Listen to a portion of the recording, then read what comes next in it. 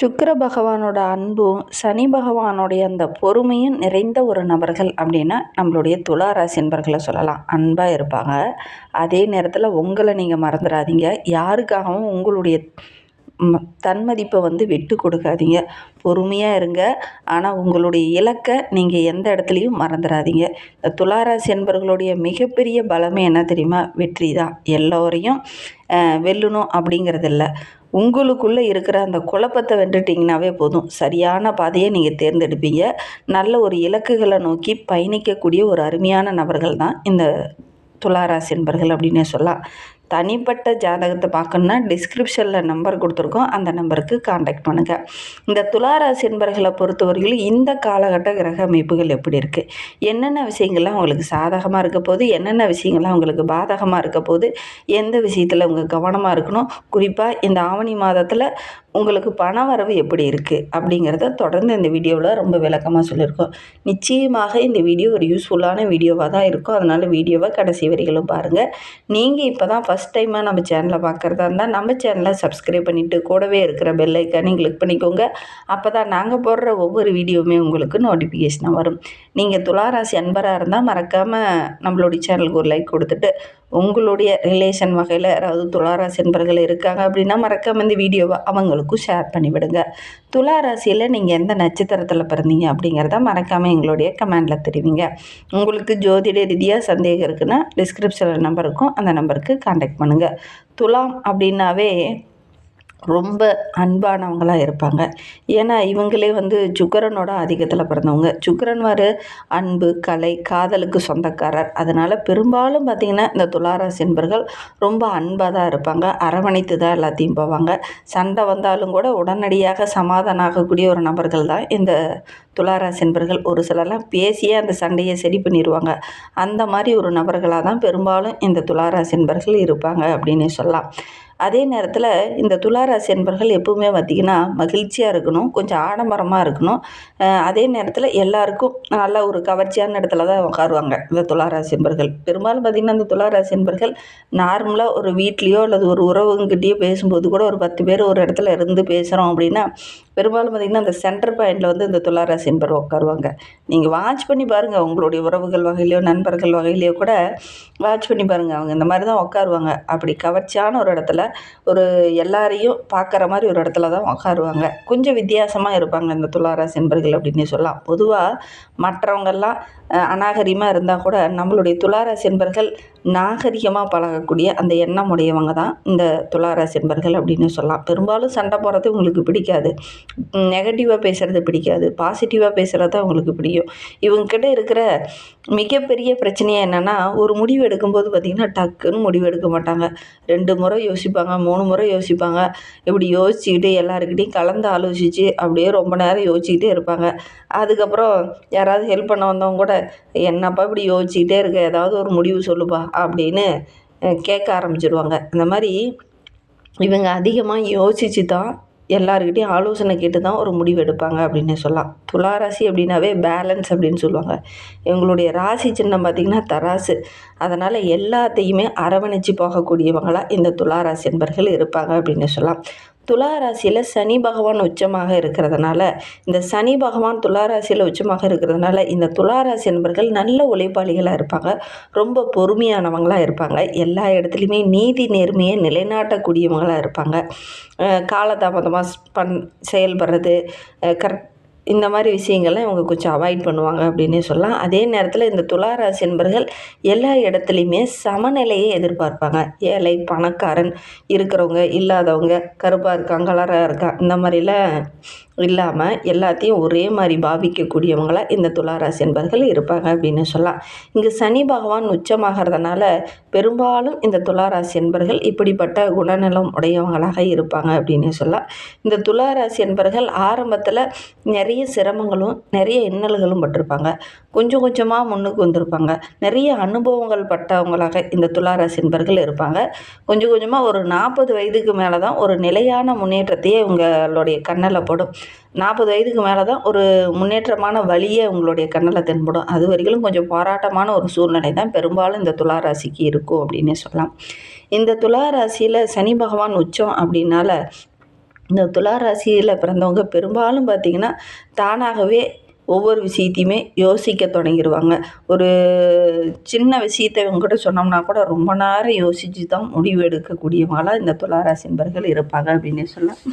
இந்த துலா ராசியில் சூரியன் நீச்சமாகிறார். இந்த சூரியன் நீச்சம் அப்படிங்கிறதுனால அதிகாரமாக எந்த ஒரு விஷயத்துலையும் ஈடுபட மாட்டாங்க. தன்மானத்துக்கு ஏதாவது பிரச்சனை வந்தது அப்படின்னா தான் அந்த இடத்துல கொஞ்சம் வாதிடுவாங்க.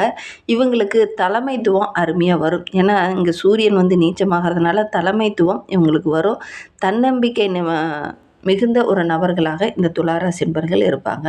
சமரசம் பேசிய நிறைய விஷயங்களை சரி பண்ணிடுவாங்க இந்த துளாராசி என்பர்கள். அதே நேரத்தில் பெரும்பாலும் இந்த துளாராசி என்பர்கள் பார்த்திங்கன்னா ஒரு இடத்துல ஒரு பிரச்சனை நடக்குது அப்படின்னா அந்த இடத்துல எல்லாருக்கிட்டேயும் அந்த கருத்துக்களை கேட்டுட்டு ஃபைனலாக ஒரு முடிவுக்கு வருவாங்க இந்த துளாராசி என்பர்கள் அப்படின்னே சொல்லலாம். பெரும்பாலும் இவங்க காலையில் எந்திரிச்சு சூரிய நமஸ்காரம் பண்ணிவிட்டு எல்லா வேலையும் தொடங்குறது ரொம்ப நல்லது. ஏன்னா சூரியன் இங்கே நீச்சமாகறதுனால இந்த மாதிரி தினமுமே இதை செய்கிறது இந்த துலா ராசிக்கு ரொம்ப நல்லது அப்படின்னு சொல்லலாம். இந்த துலா ராசியில் ராசிநாதன் சுக்கிரனாக இருக்கிறதுனால இவங்களுக்கு பொறுமையும் அதிகம், நல்ல உழைப்பாளிகளாகவும் இருப்பாங்க. அதே நேரத்தில் முடிவுகளை டக்குன்னு எடுக்க மாட்டாங்க, கொஞ்சம் ஸ்லோவாக இருப்பாங்க. இவங்களுடைய மனநிலை எப்படி இருக்கும் அப்படின்னு பார்த்திங்கன்னா, பெரும்பாலும் பார்த்திங்கன்னா ரொம்ப ரிச்சாகவும் இல்லாமல் ரொம்ப இதாகவும் இல்லாமல் ரொம்ப அழகான ஒரு வாழ்க்கையை வாழணும், ஆடம்பரமாக இல்லைன்னா கூட நல்ல ஒரு அழகான வாழ்க்கையை வாழணும் அப்படின்னு நினைப்பாங்க இந்த துளாராசி என்பர்கள் அப்படின்னு சொல்லலாம். நீண்ட கால முயற்சிக்கு அப்புறம் இதெல்லாம் கிடைக்கக்கூடிய யோகம் இந்த துளாராசி என்பர்களுக்கு அமையும். குறிப்பாக இந்த ஆவணி மாதத்தில் ஓரளவுக்கு சாதகமான பலன் கிடைக்கும் அப்படின்னே சொல்லலாம். தொழிலில் ஒரு நிலைத்தன்மையை உருவாக்குறதுக்காக அதிகமாக உழைக்கக்கூடிய ஒரு நபர்களாக இந்த துலா ராசி என்பர்கள் இருப்பாங்க. நீதியை நிலைநாட்டணும் அப்படிங்கிறதுக்காக ஒவ்வொரு இடத்துலையும் ரொம்ப தெளிவாக நுணுக்கமாக ஆராய்ந்து தான் முடிவெடுப்பாங்க. குறிப்பாக வாழ்க்கையிலேயே கூட சீக்கிரமாக டக்குன்னு ஒரு முடிவு எடுக்க மாட்டாங்க. ஒருத்தர்லாம் காதலிக்கிறேன் அப்படின்னு சொன்னாங்கன்னா, இல்லை எங்கள் அப்பாட்ட கேட்குறேன், அண்ணங்கிட்ட கேட்குறேன், எல்லாருக்கிட்டையும் கேட்குறேன், உறவுங்கிட்டலாம் கேட்குறேன், கேட்டுட்டு அதுக்கப்புறம் ரியாக்ஷன் காமிக்கிறேன் அப்படிங்கிற மாதிரி தான் சொல்லுவாங்க இந்த துளாராசி என்பர்கள். பெரும்பாலும் இந்த துளாராசிக்கு பார்த்திங்கன்னா காதல் திருமணம் அமையறதுக்கான சாத்தியக்கூறு அதிகம் அப்படின்னு சொல்லலாம். உங்களுடைய திருமணம் எப்படி நடந்தது அப்படிங்கிறத மறக்காமல் எங்களுடைய கமெண்டில் தெரிவிங்க. இந்த துளாராசியை பற்றி சொல்லும்போது இவங்க அப்படின்னாவே சமநிலை, உறவு, நீதியை நிலைநாட்டக்கூடியவங்க. கூட்டு தொழில் உங்களுக்கு அமோகமாக வரும். கூட்டாக சேர்ந்து ஒரு தொழில் செய்கிறது இவங்களுக்கு நல்லா வரும். அது மட்டும் இல்லாமல் எப்பவுமே நான் அப்படின்னு முடிவெடுக்காமல் நம்ம அப்படின்னு முடிவெடுப்பாங்க இந்த துளாராசி என்பர்கள் அப்படின்னே சொல்லலாம். மற்றவங்களை மதிக்கிறது நல்லது தான். ஆனால் ஒவ்வொரு இடத்துலையுமே தன்னுடைய தன்மானத்துக்கு எந்த ஒரு இடைஞ்சலும் வராத மாதிரி நீங்கள் மற்றவங்களை மதிக்கிறது நல்லது. தன்மானத்துக்கு இடைஞ்சல் வருது அப்படின்னா அந்த இடத்த விட்டு நீங்கள் விலகிறது ரொம்ப நல்லது அப்படின்னு சொல்லலாம். நீதிக்காகவும் அன்புக்காகவும் நடுநிலையோடு சமநிலையோடு இருக்கிறது உங்களுக்கு நல்லது அப்படின்னு சொல்லலாம். இது உங்களுக்கு மிகப்பெரிய பாடமாக அமையும் அப்படின்னு சொல்லலாம். பொதுவாக கர்மாவை பற்றி சொல்லும்போது இந்த துளாராசி அப்படின்னாவே எல்லா இடத்துலையுமே நான் அப்படின்னு யோசிக்காமல் நம்ம அப்படின்னு யோசிப்பாங்க. அதுவே இவங்களுக்கு மிகப்பெரிய பிரச்சனையாக இருக்கும் அப்படின்னு சொல்லலாம். ஏன்னா உறவுகளுக்காகவும் அந்த மாதிரி யோசிப்பாங்க. ஒரு சிலர்லாம் பார்த்திங்கன்னா நான் அப்படின்னு யோசிக்காமல் தன்னுடைய உறவு, தன்னுடைய உடன்பிறப்பு, தன்னுடைய தாய் தந்தை அந்த மாதிரி நிறைய விஷயங்களை யோசிப்பாங்க இந்த துளாராசி என்பர்கள். அதனால் பார்த்திங்கன்னா நிறைய விஷயங்களில் இவங்களுக்கு இடைஞ்சலாகும், ஒரு மிகப்பெரிய நெகட்டிவாகவும் அது அமையறதுக்கான சாத்தியக்கூறு இருக்குது அப்படின்னு சொல்லலாம். அன்புக்காக இயங்குவாங்க, நியாயத்துக்காக போராடுவாங்க. இவங்களுக்கு இந்த ஆவணி மாதம் அப்படிங்கிறது ஒரு முழுமையான நல்லது நடக்கக்கூடிய ஒரு அற்புதமான கிரக அமைப்பு அப்படின்னு சொல்லலாம். இந்த காலகட்டத்தில் எந்த கிரகமுமே பார்த்திங்கன்னா எந்த பாவமுமே இந்த காலகட்டத்தில் உங்களுக்கு இடைஞ்சலாக இல்லை. அதனால் பெரும்பாலும் பார்த்திங்கன்னா நல்ல ஒரு சாதகமான பலன் கிடைக்கக்கூடிய யோகமான கிரக அமைப்பு அப்படின்னே சொல்லலாம். புதிய முயற்சி எல்லாமே இந்த காலகட்டத்தில் எடுக்கலாம். நினைத்ததை சாதிக்கக்கூடிய யோகம் இருக்குது. அதே நேரத்தில் எந்த ஒரு விஷயத்துலையுமே அவசரப்படாமல் திட்டமிட்டு இறங்குறது நல்லது. வேலை செய்கிறவங்க வேலை செய்கிற இடத்துல நல்ல ஒரு பாராட்டு கிடைக்கும். நிறைய வாய்ப்புகள் உங்களை தேடி வரும். அதே நேரத்தில் வியாபாரம் செஞ்சிட்ருக்கிறவங்களுக்கு புதிய வாடிக்கையாளர்கள் நிறைய வருவாங்க. நிறைய கூட்டாளர்கள் உங்களுக்கு பக்கபலமாக இருப்பாங்க. பண விஷயத்தில் மட்டும் கொஞ்சம் கவனமாக இருந்துக்கோங்க. ஏன்னா வரவை காட்டிலும் செலவுகள் இந்த காலகட்டத்தில் கொஞ்சம் அதிகமாக இருக்குது. மக்கள் தொடர்பான விஷயத்தில் இருக்கக்கூடிய துளாராசி என்பர்கள் கொஞ்சம் கவனமாக இருந்துக்கோங்க. குறிப்பாக வியாபாரம் செஞ்சிட்ருக்கவங்க, சட்ட ஆலோசகராக இருக்கிறவங்களாம் கொஞ்சம் கவனமாக இருந்துக்கோங்க. இந்த காலகட்டத்தை பொறுத்த வரைக்கும் உங்களுடைய திறமைக்கு நல்ல ஒரு அங்கீகாரம், பாராட்டு இதெல்லாம் கிடைக்கக்கூடிய யோகமான கிரக அமைப்பு அப்படின்னு சொல்லலாம். இந்த காலகட்டம் அப்படிங்கிறது ரொம்ப ஒரு மகிழ்ச்சிகரமான காலகட்டமாக இருக்குது. கூட்டு தொழில் செய்கிறவங்களுக்கு ஓரளவுக்கு சிறப்பான பலன்கள் கிடைக்கக்கூடிய அருமையான கிரக அமைப்பு. குடும்பத்தில் யாருடைய மனதையும் புண்படுத்தாமல் பேசுகிறது நல்லது. கணவன் மனைவிக்கிடையே சின்ன சின்ன கருத்து வேறுபாடுகள் அப்பப்போ ஏற்படுறதுக்கான ஒரு சூழ்நிலை இருக்குது. புரிஞ்சு செயல்படுறது நல்லது. திருமணம் ஆகாது இருக்கிறவங்க, வரன் தேடிட்டு இருக்கவங்களுக்கு நல்ல ஒரு வரன் அமையறதுக்கான சாத்தியக்கூறு இருக்குது. திருமணம் இந்த காலகட்டத்தில் முடிவெடுக்கும் போது 7ஆம் பாவகம் கரெக்டாக இருக்கா, அந்த இடத்துல சுக்கிரனும் குருவும் சாதகமான இடத்துல இருக்காங்களா, தசாபுத்தி எப்படி இருக்குது அப்படின்னு நீங்கள் பார்த்துக்கிறது நல்லது. குழந்தை பேர் அப்படின்னு வந்தும்போது 5ஆம் பாவகம் ரொம்ப சிறப்பாக இருக்குது அப்படிங்கிறத நீங்கள் பார்த்துக்கிறது நல்லது அப்படின்னே சொல்லலாம்.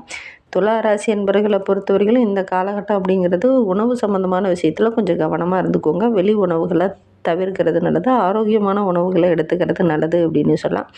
வாழ்க்கையில் எல்லா விஷயத்தையுமே ஒரு சமநிலையோடு பார்க்கக்கூடிய உங்களுக்கு இந்த காலகட்டத்தில் விடாமுயற்சி ரொம்ப முக்கியம். இறங்கினோடனே எல்லாத்துலேயும் வெற்றி கிடைச்சிடாது. இந்த காலகட்டத்தில் விடாமுயற்சியோடு நீங்கள் இறங்குனீங்க அப்படின்னா ஓரளவுக்கு சாதகமான பலன் கிடைக்கக்கூடிய யோகமான கிரக அமைப்பு அப்படின்னே சொல்லலாம். வாழ்க்கையில் எல்லா விஷயமே உடனடியாக உங்களுக்கு நடக்காது. கொஞ்சம் போராட வேண்டிய ஒரு சூழ்நிலை தான். சில விஷயங்கள் தாமதமாகலாம். ஆனால் நீங்கள் விடாமுயற்சியோடு போராடும்போது நல்ல ஒரு சாதகமான பலன் கிடைக்கக்கூடிய அருமையான கிரக அமைப்பு இந்த காலகட்டத்தில் இருக்குது. கொஞ்சம் முயற்சி பண்ணுங்கள். இன்னுமே வாழ்க்கை ரொம்ப சிறப்பாக இருக்குது. வெள்ளிக்கிழமையில் அன்னை மகாலட்சுமி தாயாரை வழிபட்டுட்டு வாங்க. நீங்கள் எடுக்கிற காரியங்கள் எல்லாமே உங்களுக்கு சக்ஸஸ் அமையும். நம்பிக்கையோடு இதை மட்டும் செஞ்சு பாருங்கள். இந்த மாதிரி பயனுள்ள தகவலை நீங்கள் தொடர்ந்து கேட்கணும் அப்படின்னு நினச்சிங்கன்னா நம்ம சேனலை சப்ஸ்கிரைப் பண்ணிவிட்டு கூடவே இருக்கிற பெல் ஐக்கானையும் கிளிக் பண்ணிக்கோங்க.